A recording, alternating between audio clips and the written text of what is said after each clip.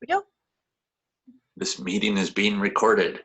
By continuing to be in the meeting, you are consenting to be recorded. Leave meeting or continue. Continue. I will say that I have a PhD in theology. I teach theology at St. Leo University. I studied at Marquette University and at the University of Notre Dame. So I've graduated both. And I have taught theology in those places. And just so you can be more exact, I was a visiting assistant professor of theology at Loyola University, New Orleans. Got you. Okay. Yeah, I just put in like the first one I remembered that you like to talk about a lot was Marquette. So I just put that in and then yeah. Okay. Sure. So getting into Clifford, he talks about how a bad action is considered bad at the time that it occurs, or that it should always be considered bad because of just the ethics that surround. So my question was, why is it a bad action? Why is a bad action considered a bad action at the time it occurs? And wouldn't the events afterwards define it as good or bad? Like if you do something for the greater good and then it turns out bad, then it's still ethically bad, but so intention matters and consequences matter? Yeah. I mean, there's a type of ethical theory called consequentialism that judges the rightness or the wrongness of an action based upon its consequences. And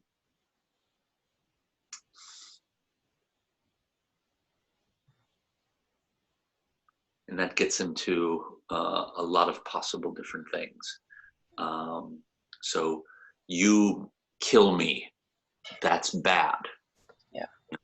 Oh, but I was about to press the button on my nuclear bomb that I had in the basement and where I was holding New York hostage for $1 million. Well, maybe that's good that you killed me before I could press the button.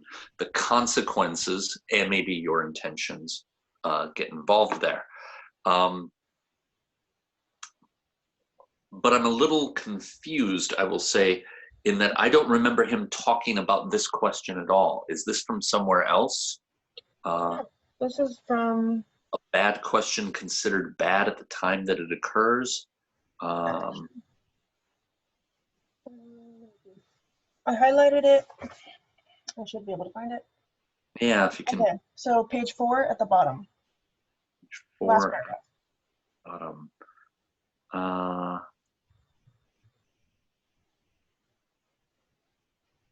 Okay. For a bad action is always bad at the time when it is done, no matter what happens afterward. Okay. Yeah, when I read that, it struck me, and I was like, wait a minute, wouldn't the actions that happen afterwards, like the consequences afterwards, sort of justify it, or is it still considered ethically? He is holding to a sense of ethics here that very much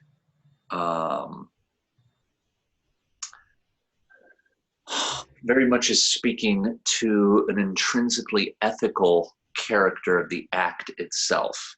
So he's not a consequentialist. And I noticed this sort of thing earlier, that a thing is good or a thing is bad by its very nature. And consequences, as it were, don't matter. You see this in Captain America, the Winter Soldier. Have you seen that one? Yeah. Okay. As far as I'm concerned, I think it's still currently the best superhero movie ever done.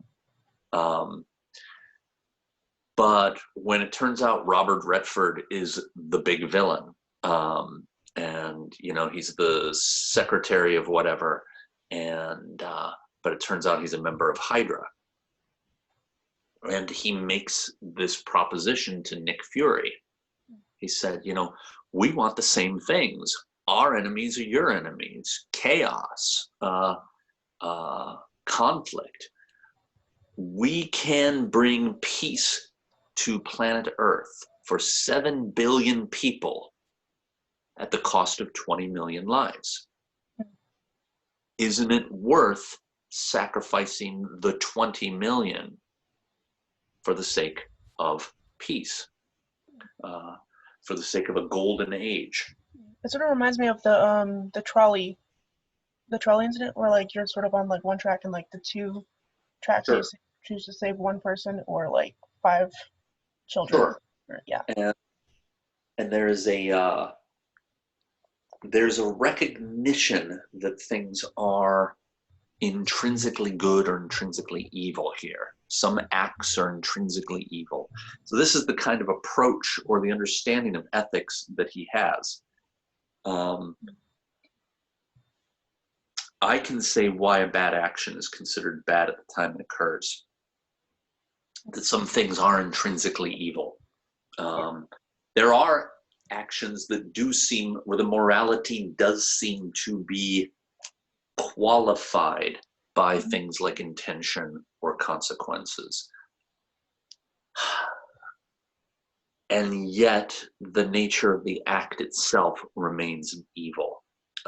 So if I do kill the terrorist just before they press the button on the bomb, that doesn't make the killing of the terrorist good in and of itself. Hmm. It may end up making it justifiable. It may make it less good than, or may make it less evil than standing by and going, well, I can't kill a person because that's wrong, and letting them press the button on the nuclear bomb, which kills, 8 million people, let us say, or even 800 people. But I can say that, and I can agree with Clifford on that. I don't think Clifford can justify why he believes this. I think Clifford is potentially here not thinking his position through or lying to himself because he wants to coast on a traditional Christian understanding of what good is, what evil is, or even that good or evil exist at all. And he has not come close to justifying that belief here. I think he's being selective in the sort of fight that he's picking here. So he wants to question the ethics of believing certain things without sufficient evidence. But he is not questioning at all his very sense of what good is, and what evil is. Yeah, when I wrote the question, I sort of was thinking about Phantom of the Opera and how the Phantom, all he wanted to do was be loved by Christine because Christine was really nice to him and they really got along. But then I'm sort of partial to Phantom, so I'm probably going to be taking bias with this. But then stupid Raoul had to come along and mess everything up so they couldn't be together. And Phantom did not make the best choices. Uh, but his choices, as I understand it, were to protect Christine because whenever he hung the stagehand, it was because the stagehand was spying on young ballet girls, and I was like, "Ooh, yeah, do that. That's fine." Just at the same time, may have gone about it a different way. Um, but yeah, when I wrote that, I was like, this relates to something I love. Okay. Clarify that for me. What's your point exactly there? Um, so bad The fan action considered bad has at the time it occurs, like whenever it's just I was thinking about the way the Phantom thought about every action that he did. He thought he was protecting Christine from um the stagehand and Raoul because Raoul was, to me, he was very needy and weird. Um, but uh, uh, yeah, I just yeah, the events afterwards, after his actions, definitely completely defined his actions as bad. But if he'd gone about it a different way, would Uh, that, Solid spanking instead of a hanging. Um, or just locking him in a closet? what he was doing, yeah, or turning him into the girls that he was spying upon. Yeah. Uh, And in the book, the Phantom made a torture chamber that sort of was like a mirage thing that just left his victims to sort of just rot. So, I yeah, mean, it works, yeah. but at the same time, oh, okay. So moving on, Clifford gives the example of how if one has safety in their knowledge of what is true, that can empower one to be strong in that belief only if the validity of it has been earned through fairness and investigation. I was wondering why this would be a reason for a true belief to feel powerful. Because I know about if you have like a safety net, like the evidence behind your belief, that it is safer to carry that belief and like be able to share that belief with others, rather than if you have like partial evidence. Like like what I wrote in my paper, I wrote a really good analogy that I'm absolutely in love with.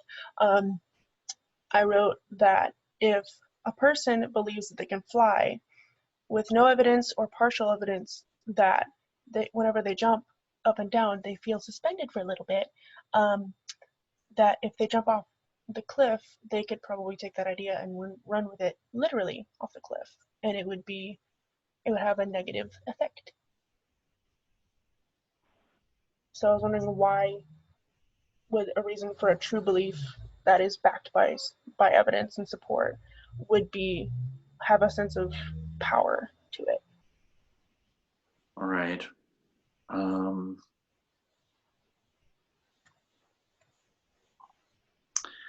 I mean, I'm looking. I remember this. It's still Uh, on page 4. It's a little bit above the first question's answer. okay. All right. Let me look at that.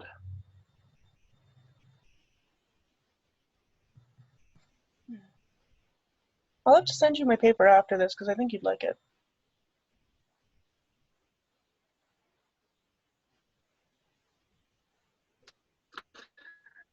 Something before this, and from the rest of the students. So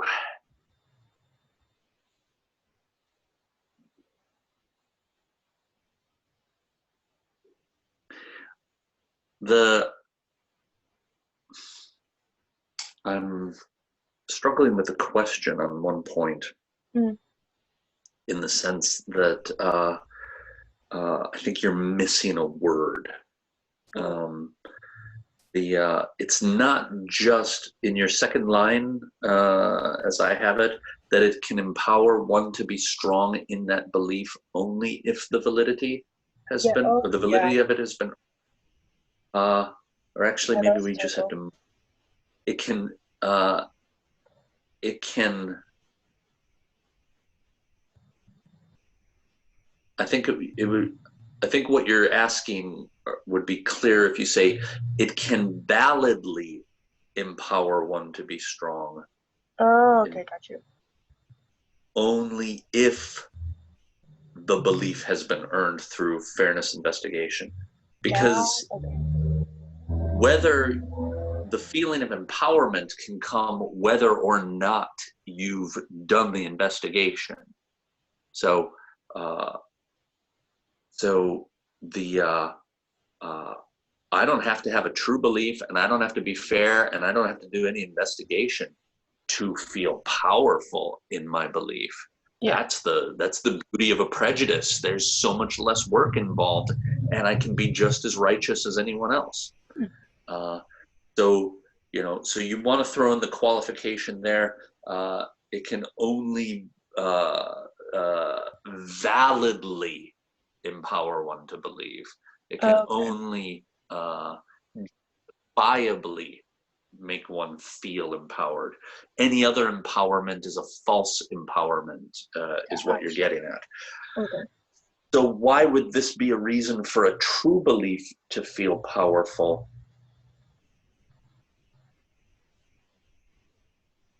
I mean, I think all he's saying here is that any belief feels powerful.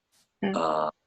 Uh, a true belief might feel more powerful for the person who knows that their belief is a true belief, except even the ignorant and prejudiced person knows that their belief is a true belief. So I don't think there's going to be any difference necessarily in the feeling of power, other than in the feeling of a certain kind of power that comes from, I know I can defend this position.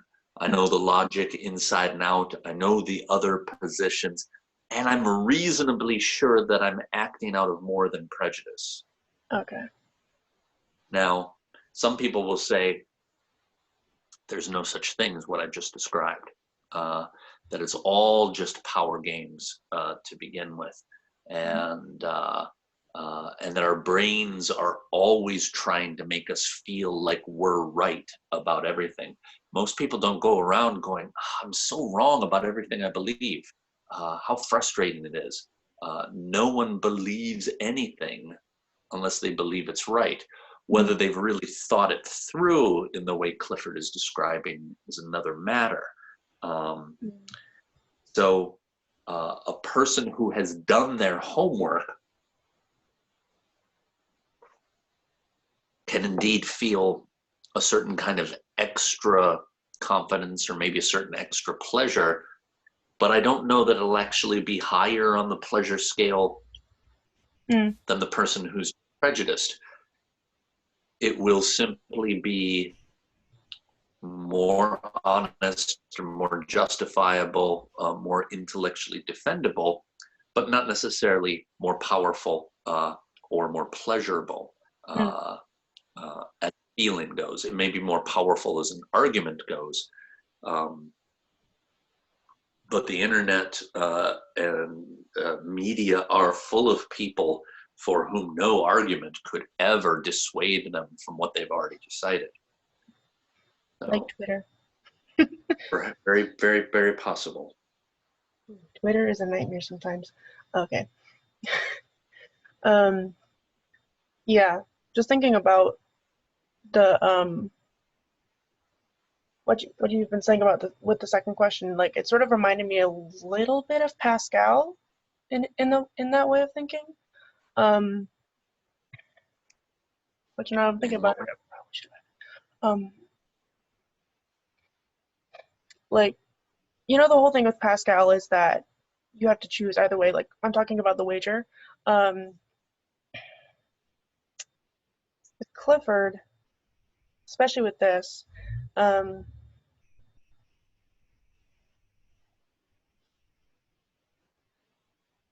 in that particular sense of a belief being powerful. Goodness, I lost my train of thought. um, Connecting to Pascal. yeah. Yeah. Okay. Like with true belief, you have to have enough evidence behind it to be true. As far as what I've understood from Clifford. Though with Pascal, it's more you choose, but you don't lose or gain anything from it. As far as the wager goes, I think is what. Yeah. Well, you could end up gaining eternal life, eternal pleasure. There's a lot to be won in the wager. Yeah. Do you gain any more certainty? Do you gain any more warrant for your belief? That's a different question. But you could certainly gain a great deal. On the flip side, is God going to be impressed? Will one actually win eternal life by making Pascal's wager, even on the winning side? Yeah. That's a different question. Maybe what constitutes Christian faith is more than Pascal's simply, I'm going to bet on the guy in blue instead of the guy in the red. More to it than that. Yeah.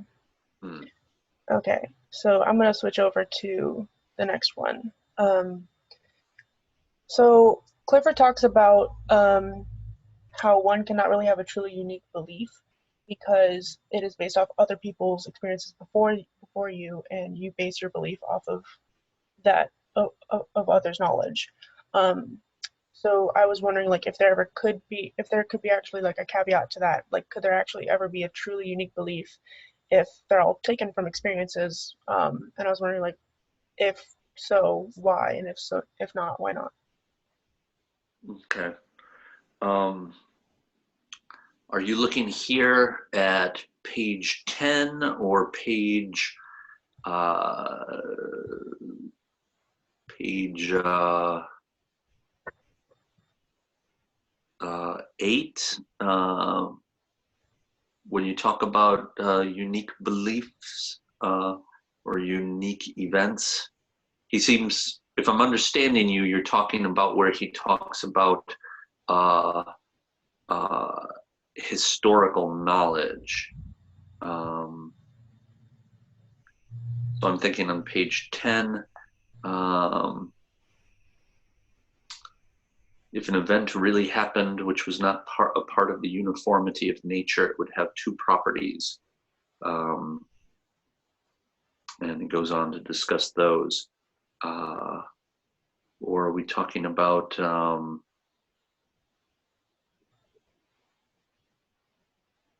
I believe I pulled it from page 8 because okay, I just skimmed over page 10 and it didn't look like what I was thinking of when I wrote the right. question.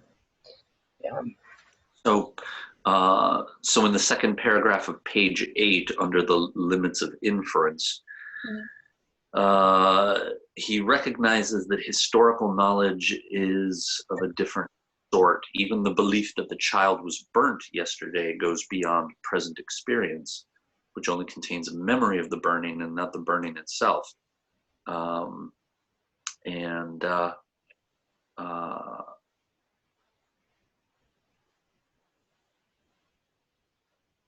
and then on page 9, he goes in greater detail into the historical question. Halfway down the paragraph that begins, for another example, let us consider the way in which we infer the truth of a historical event. Uh, and so a unique thing that happened years ago. Um, um, and of course, I don't think he uses the phrase unique belief, but if you mean belief in a unique event or something like that, um, could there ever be a truly unique belief? Um, uh, I'm not sure. I think belief in a unique circumstance is something that he's asking about. A truly unique belief. I'm sure I can come up with one of those right now. That I believe I am the love child of Queen Elizabeth, Linus from the Charlie Brown cartoons, a square circle, and Halley's Comet. I don't think anyone has ever put those together before in human history, and I could keep on going to make the list of ingredients I'm putting together longer and more obscure. That would then that's a unique belief, I suppose. So we could just make up truly unique beliefs, but whether or not I actually have that belief, perhaps, is something else. But I think you're asking there about can we ever believe uh, in a truly unique event? That's what Mhm. he's asking on page 8 with the historical question. Yeah. Is this page 8 or page 9? Um, so, because there, he says, the truth of a historical event, say the siege of Syracuse in the Peloponnesian War. The siege of Syracuse in the Peloponnesian War will never happen again. Mm. There's a specific event at specific time, specific characters and circumstances. And he goes into the ways that we decide that a historical event is true. And there he's saying we can add we can judge it to be true looking at the historical documents because it fits into our idea of an assumption in the uniformity in the characters of men. So that's at the bottom of that paragraph. Yeah. Although he acknowledges inferences, this is far less complete and exact than our knowledge that obtains in physics. Inferences of the historical kind are more precarious and less exact than inferences in many other sciences. So he is saying it's justifiable to believe in this unique historical event, the Siege of Syracuse, because it fits in with the uniformity of the characters of men, or he's saying because it's a lot like other events that we know about. What he's probably going to waffle on, if indeed he's attacking Christian belief in this essay in a roundabout way, he would waffle on perhaps a unique historical event of a unique character, such as the resurrection of Jesus of Nazareth. That singular event that, as Paul of Tarsus rightly says in the first letter to the Corinthians, if this didn't happen, the whole thing is nonsense. We are the most to be pitied among human beings because this is crazy. And I know it's crazy, except I saw the guy. So here's a unique event, just like all other events, but it's a very different kind of unique event. And I will bet you that Clifford, if indeed he's trying to provide a criticism specifically to Christianity, then he's going to criticize that account of an event because it's unlike other events and therefore not believable. Nevertheless, it begs the question as why unique events of this sort cannot occur. What is his reason for believing such things cannot occur?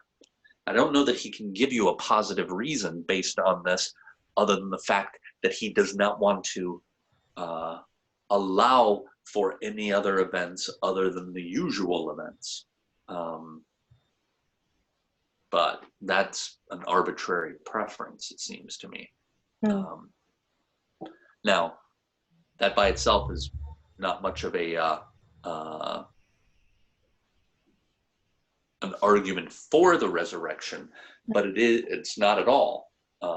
And any defense of the resurrection would need more than that. But it is, I think, a substantial criticism of what may be a kind of arbitrariness in the rules he's making up here for what counts and what doesn't. Yeah, I was like, as you were talking, I was sort of looking through to find like another part of it that I could have been thinking about when I wrote about asking if we could have a truly unique belief.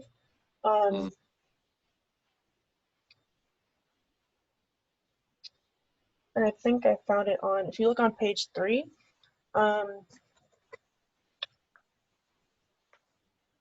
I believe I was looking at where he goes, and no one man's belief is in any case a private matter, just concern himself alone. So I think that was where I actually pulled that from, because I was like, wait a minute.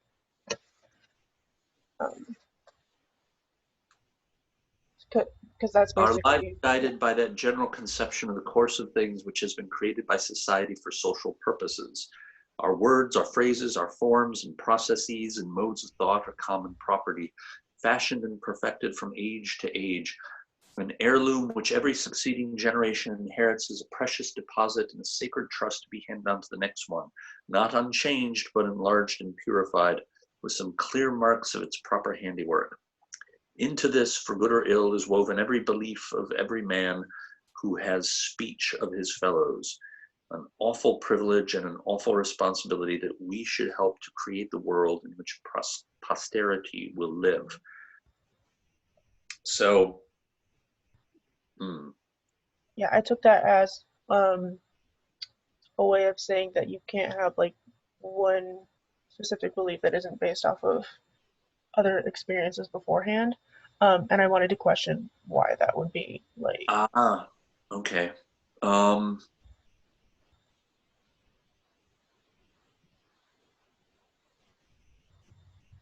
okay. Um,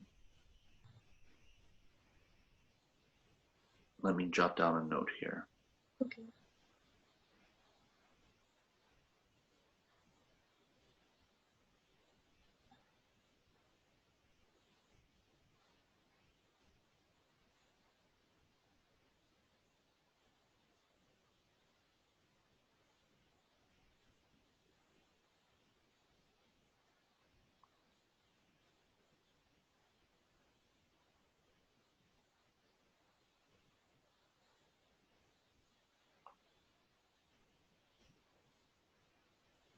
Okay. Um,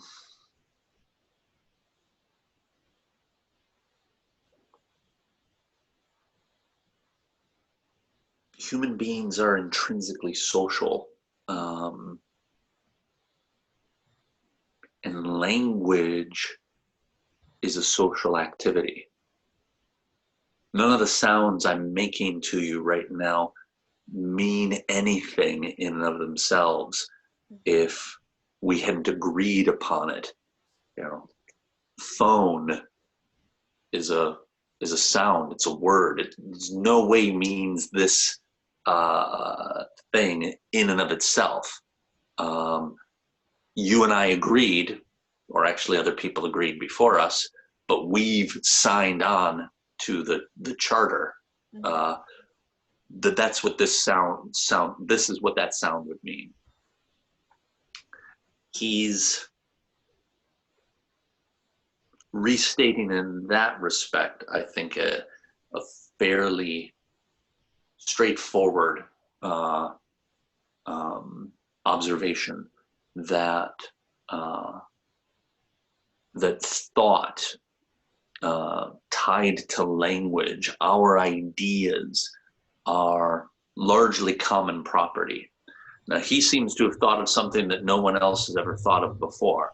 I don't mean so much in his ethics here, but like I said, what I read about him doing mathematics, that he was starting to see something about the nature of space Mm. that hadn't been figured out. He created an entirely new kind of geometry, apparently. Again, the little bit of the Wikipedia article, well, I couldn't even follow that. But um, it sounded impressive.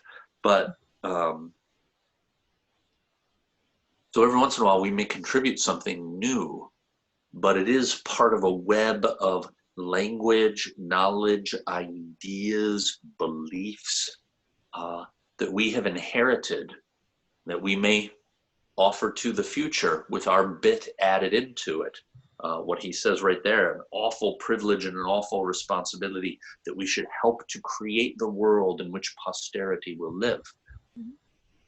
Um, but so he seems to me to be simply admitting that belief cannot be private, alleging that belief cannot be private, that uh, with the social fact of belief being this, uh, then there's a social responsibility that comes with our beliefs. And he says that throughout the essay, as you notice, that um, that uh, the um,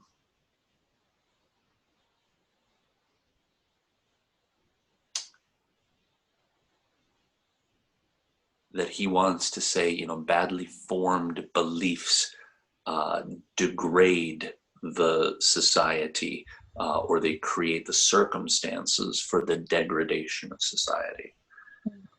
So,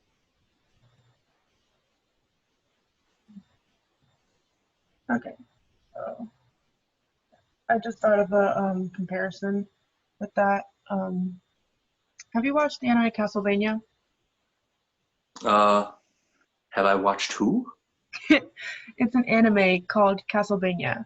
Um, and Castlevania. it's yeah, it's a Netflix original or something. Mm. based off of a what's it called? I don't want to call them comic books because that's not what they are. Whatever. Wait, yeah, manga. There we go. Um, um, and it has this character that's called a seer, and what she does is her people never carry any written word whatsoever. They always pass stories down. They never. That's how they pass down their knowledge.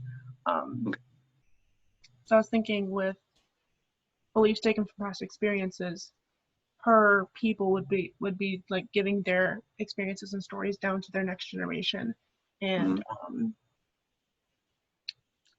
And yeah. that's how we speak of societies being formed, of cultures being formed. Uh, you saw some people at, I'm going to switch folders here for a second because this is something that comes up in my Honors 250 class when we're looking at the French Revolution, and we've read the Declaration of Independence. Um, uh, and um, and we're looking at some of the proposals going on, and Thomas Jefferson uh, articulates an idea that is one of these things that maybe sounds really smart and enlightened, and I think it's crazy town. Um, and that Jefferson,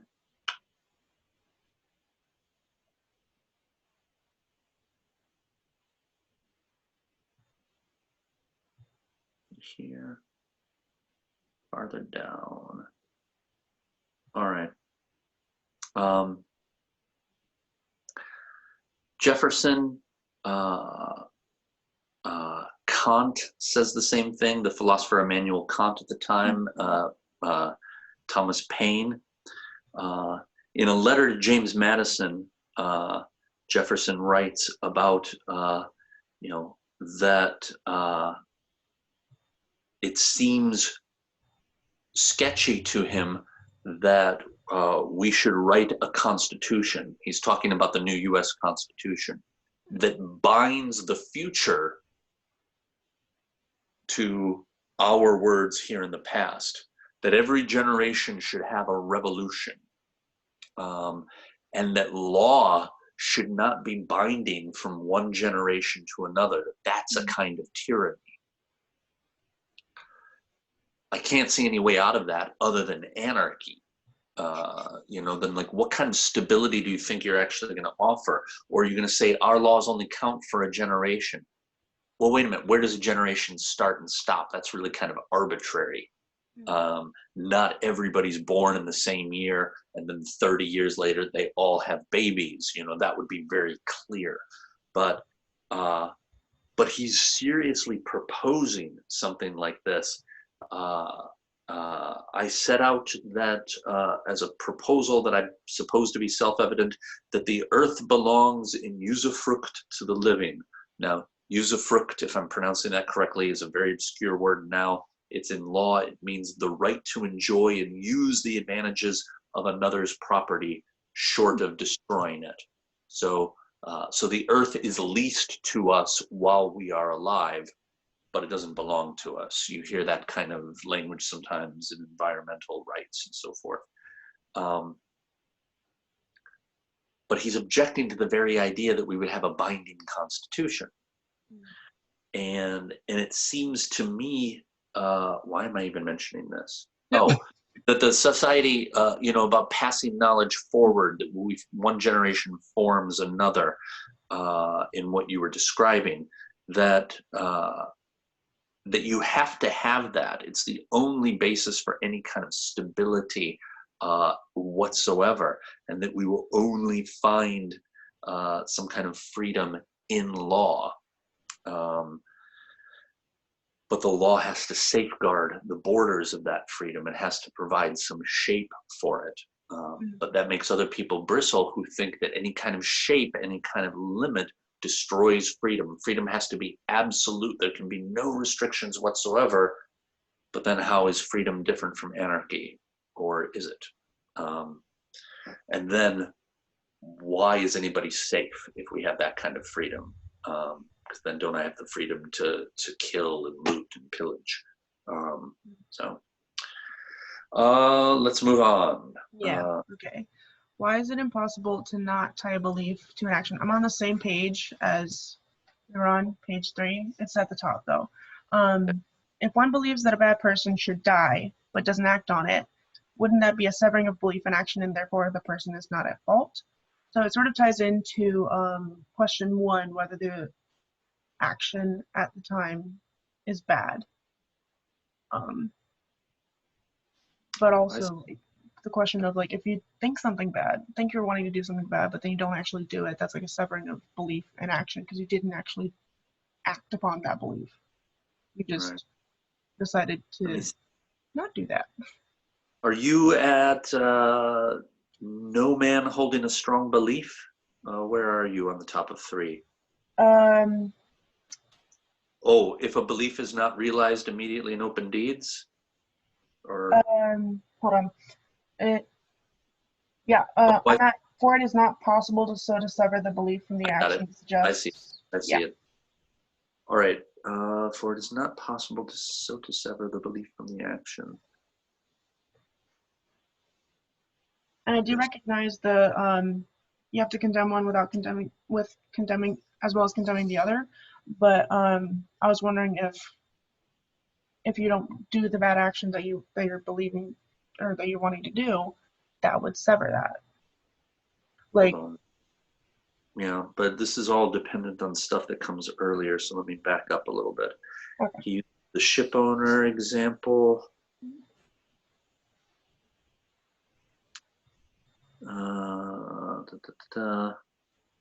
Because even when a man's belief is so fixed that he cannot think otherwise, he still has a choice in regard to the actions suggested by it. So he cannot escape the duty of investigating on the ground of the strength of his convictions, and necessary because those who are not yet capable of controlling their feelings and thoughts must have a plain rule dealing with overt acts. But this being premised as necessary, that you have this responsibility, it becomes clear that it is not sufficient, and that our previous judgment is required to supplant it, for it is not possible so to sever the belief from the action it suggests as to condemn the one without condemning the other. No man holding a strong belief on one side of a question, or even wishing to hold a belief on one side, can investigate it with such fairness and completeness as if he were really in doubt and unbiased, so that the existence of a belief not founded on fair inquiry unfits a man for the performance of its necessary duty.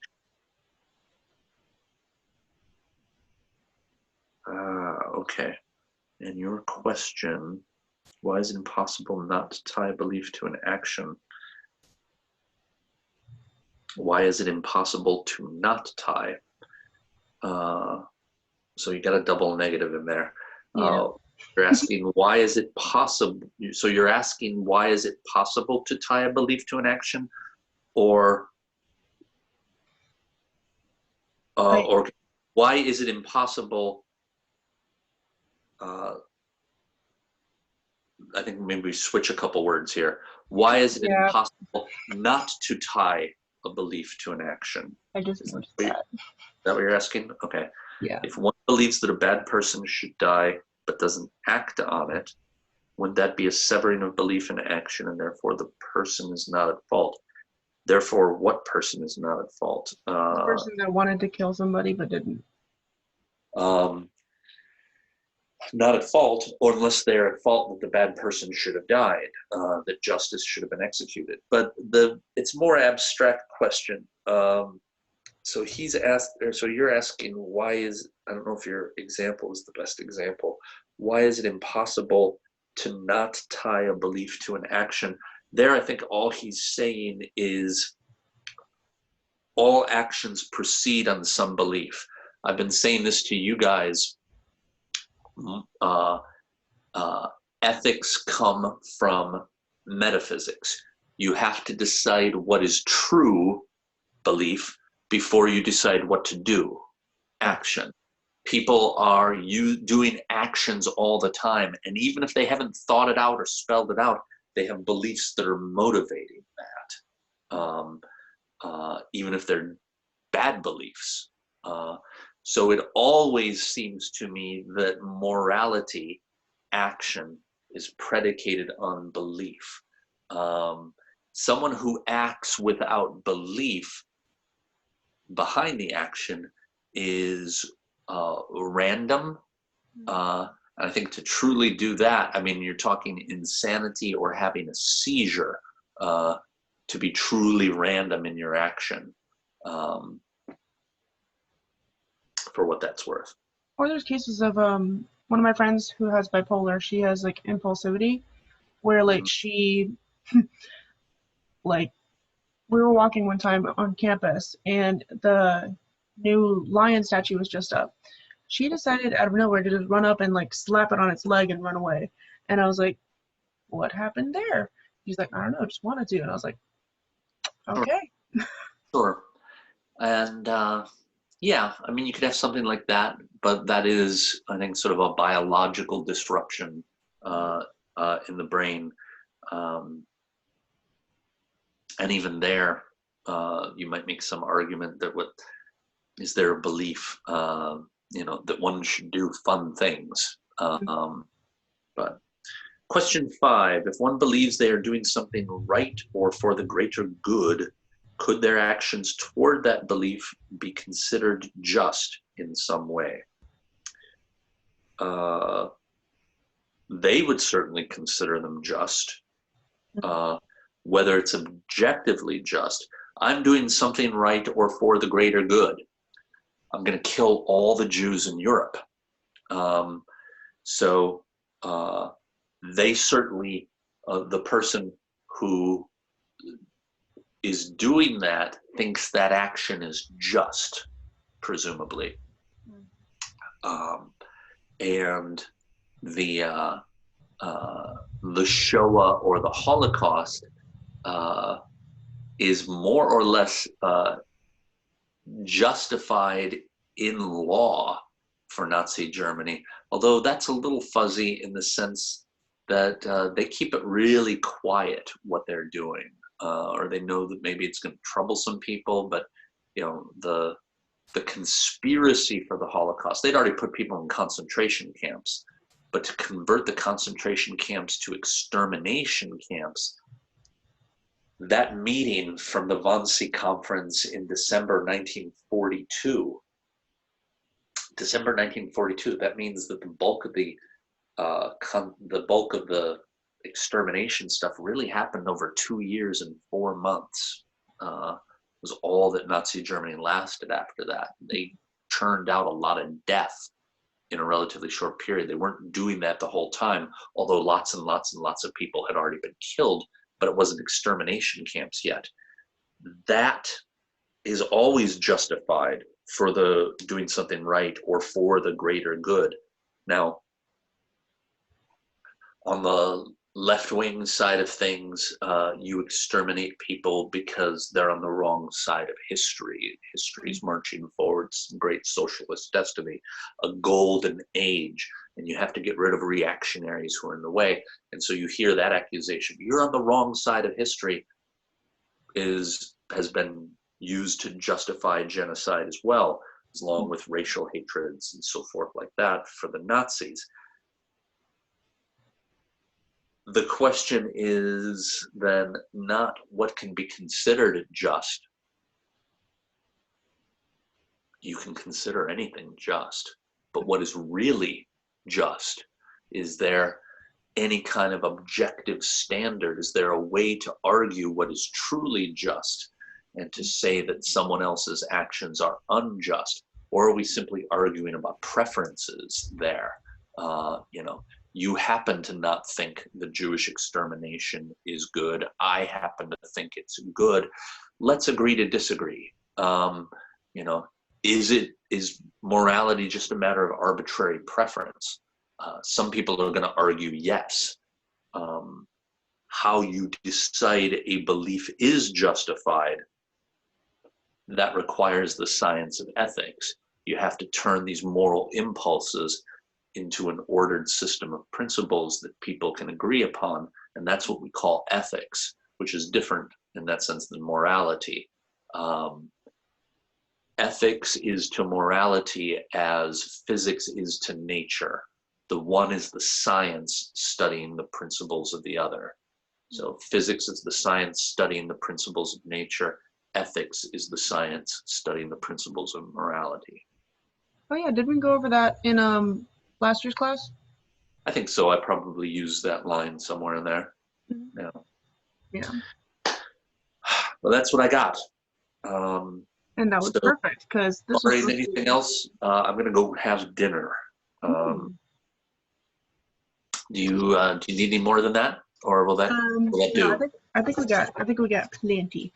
Okay. Because I think it was supposed to be like a timed like 10 to 13 minutes, and I completely forgot to start the timer. So heck. All right.